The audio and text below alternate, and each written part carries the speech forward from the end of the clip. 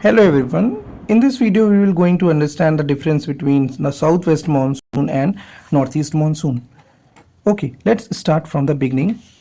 कि पहली चीज़ साउथ वेस्ट मानसून या नॉर्थ ईस्ट मानसून ये है क्या? तो ये क्या है? These are winds. अब ये विंड्स हैं तो विंड्स किसी पर्टिकुलर डायरेक्शन में फ्लो होती होंगी. तो समझ लेते हैं ये सारी चीज़ें और डिफ्रेंशिएट इसी के साथ साथ हमें समझ में आता रहेगा. तो पहली चीज़ नॉर्थ ईस्ट मानसून और साउथ वेस्ट मानसून ये क्या है? विंड्स हैं. ठीक है. तो जो विंड्स होती हैं वो एक पर्टिकुलर डायरेक्शन में फ्लो करती हैं. Winds always flow from high pressure to low pressure. अब now how these high pressure and low pressure created, उसको एक बार समझ लेते हैं. ये अर्थ सरफेस है and this is the source of energy सन.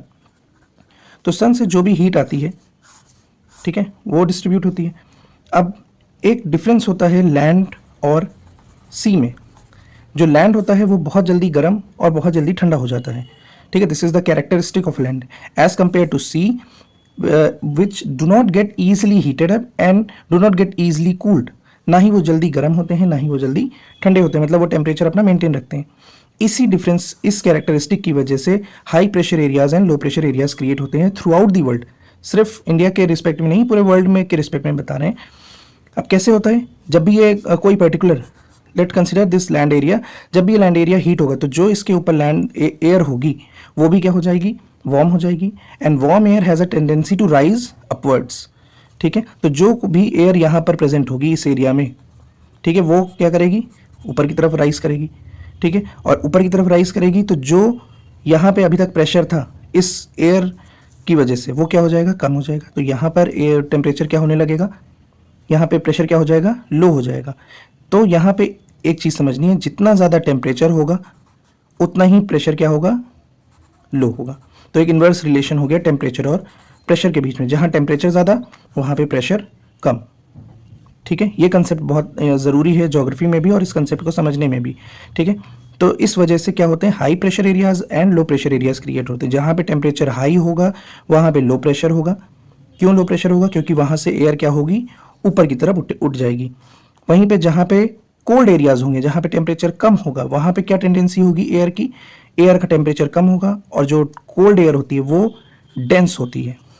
ठीक है, जो कोल्ड एयर होती है वो क्या होती है? डेंस होती है, भारी होती है. और डेंस एयर है तो वो हमेशा क्या करेगी? सेटल करने की कोशिश करेगी, नीचे बैठने की कोशिश करेगी.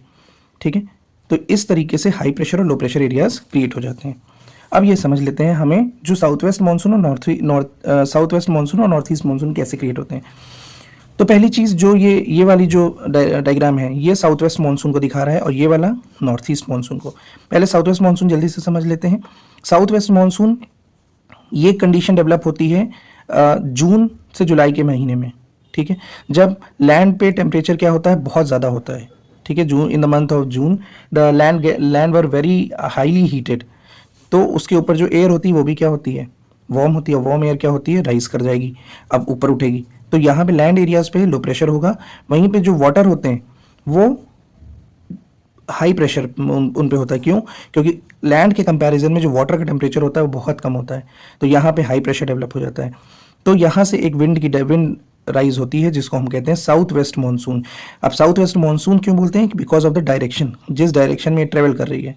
ठीक है, उसको बोलते हैं साउथ वेस्ट मानसून. अब ये जो साउथ वेस्ट मानसून विंड है, ठीक है, इसकी दो ब्रांचेस होती हैं. ठीक है, दो ब्रांचेस में ट्रेवल करता है. एक अरेबियन सी ब्रांच और दूसरी होती है बे ऑफ बंगाल ब्रांच. ठीक है, और इंडिया में जो मोस्ट ऑफ द रेनफॉल हम रिसीव करते हैं वो इसी की वजह से होता है. साउथ वेस्ट मानसून की वजह से ही हम ये रेनफॉल रिसीव करते हैं. ठीक है, और एक सीजनल विंड है, ये भी याद रखना है. रिवर्स भी होती रहती है. जैसे अभी इस डायरेक्शन में चल रही है तो इसका जस्ट ऑपोजिट हो जाता है इधर नॉर्थ ईस्ट मानसून में. तो यहाँ पे सीजनल रिवर्सल भी होता है विंड का. ठीक है, आई थिंक ये डायग्राम से समझ में आ रहा होगा. यहाँ पे साउथ वेस्ट मानसून में डायरेक्शन कैसी है? South west to north east. वहीं पे इसमें कैसी है? North east to south west. अब इस विंड की वजह से इंडिया में बहुत बड़े एरिया में रेनफॉल होती है. ठीक है, ये जो हमने रेड कलर से बनाया है ये क्या है? ये वेस्टर्न घाट्स हैं. अब वेस्टर्न घाट्स ऑब्स्ट्रक्ट करते हैं इसको और उसकी वजह से इन एरियाज में रेनफॉल होती है. ठीक है, महाराष्ट्र कर्नाटका वाले इस रीजन में रेनफॉल होती है. और फिर ये विंड आगे बढ़ती है. ठीक है, राजस्थान के पार्ट्स को, अरावली के इस तरफ क्या है? थार डेजर्ट है हमारा. ठीक है, रीज़न यही है क्योंकि यहाँ पे बारिश आ ही नहीं पाती है. ठीक है, तो ये आगे बढ़ती है, दिल्ली तक पहुँचती है, फिर इधर से दूसरी ब्रांच आ रही होती है. तो ये दोनों ही यूपी में आकर के, ये दोनों ब्रांचेस यूपी में आकर के मिलती हैं और मानसून स्लोली एंड ग्रेजुअली खत्म हो जाता है। इस तरीके से साउथ वेस्ट मानसून की दोनों ब्रांचेस काफ़ी एरियाज़ में रेनफॉल करती है, पूरे गैंजेटिक रीजन में, ठीक है, इस पार्ट में, नॉर्थ वेस्टर्न इंडिया में, वेस्टर्न पार्ट में, ठीक है, काफ़ी ये ईस्टर्न वाले पोर्शन में भी रेन होती है बिकॉज ऑफ दिस। वहीं पे जो नॉर्थ ईस्टर्न मानसून है, इसको रिट्रीटिंग मानसून कहते हैं। अब इसमें एक डिफरेंस और है कि ये सी टू लैंड ब्लो कर रही है, ठीक है, तो सी टू लैंड जो ब्लो करती है इसको ऑन शोर विंड भी बोलते हैं, एक और टर्म यूज़ करा जाता है ऑन शोर विंड। ऑन शोर विंड एक ऐसी विंड, जैसे ये लैंड एरिया है, बगल में ये सी एरिया है, तो जब सी टू लैंड विंड ब्लो करती है तो उसको बोलते हैं ऑन शोर। वहीं पे अगर कोई विंड लैंड से सी की तरफ जा रही है तो उसको क्या बोलते हैं, ऑफ शोर।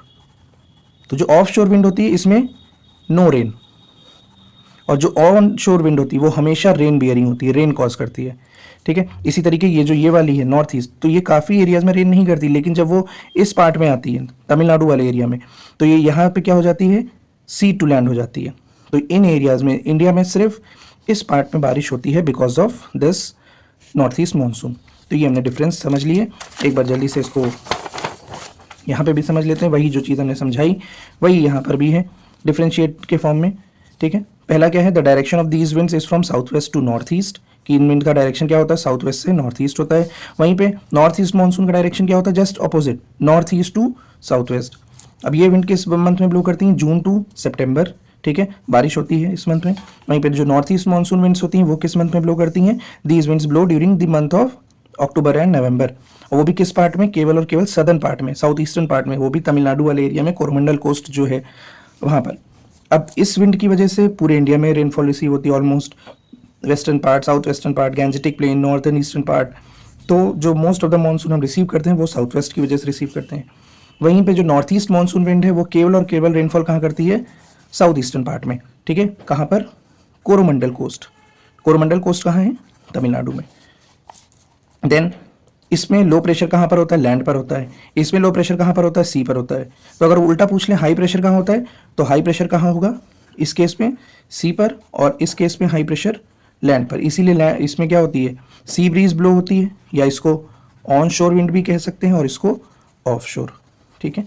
अब these winds blow in two branches, हमने दो ब्रांचेस देखी, अरेबियन सी ब्रांच और बे ऑफ बंगाल ब्रांच, और इसकी एक ही ब्रांच होती है, ठीक है। तो ये हमने वीडियो में पूरा समझ लिया साउथ वेस्ट मानसून क्या होते हैं और नॉर्थ ईस्ट मानसून क्या होती है। Thank you so much, have a nice day.